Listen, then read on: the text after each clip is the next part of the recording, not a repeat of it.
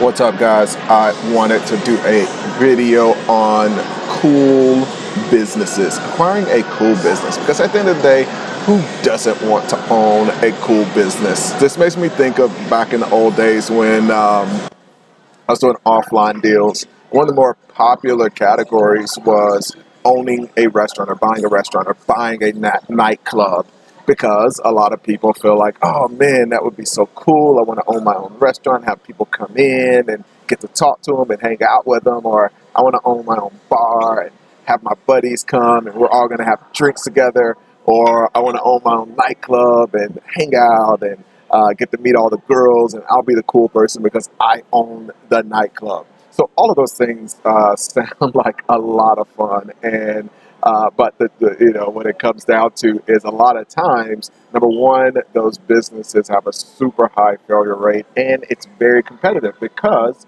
guess what?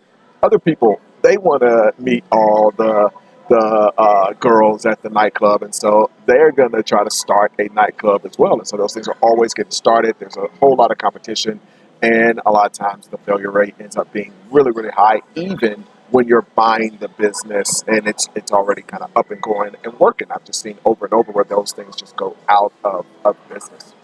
So when we bring that over to the internet world, I see it happen kind of the same way, where it's like, man, this business seems really cool. It'd be a fun business to run. And I was having a conversation about these two different businesses. One is in the paddleboarding space, and we're talking about that business, and then the other is in like a supply space. It's very boring, not as cool.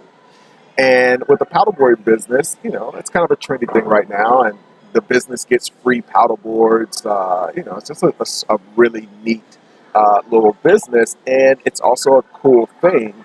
And the biggest problem with that when it comes to internet business is the same thing happens. There's going to be increased competition when the business is something fun.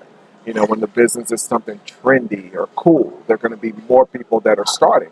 What I like to find is that off the beaten path, that thing that nobody is going to think of starting.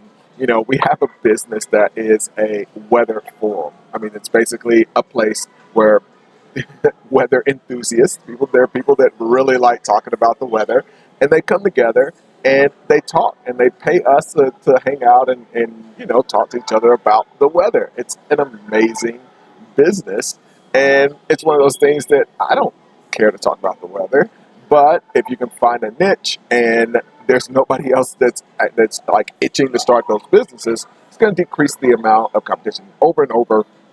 We have a pretty good moat around that business at this point with 15,000 members, and so you can go and try to start one of those, but it's going to be tough. Like, we've built up a moat around that business. When it comes to a lot of other deals that we do, I actually don't like. I get nervous when something seems fun or it seems cool, because I know that's going to attract competitors. I want something that's super boring. I want something that nobody else wants to do. And those are the deals that will make the most money. And that becomes almost like a self-fulfilling moat. It's basically, when you're thinking about the Buffett strategy of having a moat around it, a moat can be, wow, this business is annoying, or it sucks, or it's, they have that TV show Dirty Jobs. Those jobs are paid really well a lot of times because nobody else wants to do them. It's the same in the business. And it's almost like if you choose something that is cool or fun and, it attracts a lot of people, that's almost like having a little bridge over your moat, where a lot of people are going to try to figure out how to get into that space simply because they feel like, oh, this is such a cool business. So my word to the wise for you guys is stay away from those cool businesses and find that super boring, almost annoying or random thing that nobody else wants to do, because those businesses tend to have a higher success rate.